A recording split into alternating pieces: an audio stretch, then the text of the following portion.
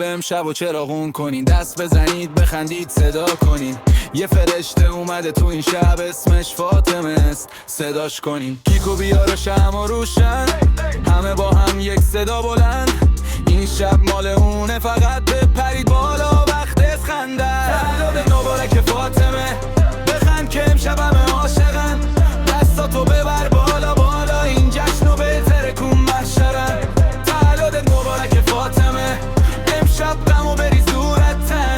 بخون برقص جیغ بزن، این شب و زندگی کن اصلا نترس. هر جا میاد حال عوض میشه، با یه خنده دلا خوش میشه. دوست و رفیق جمع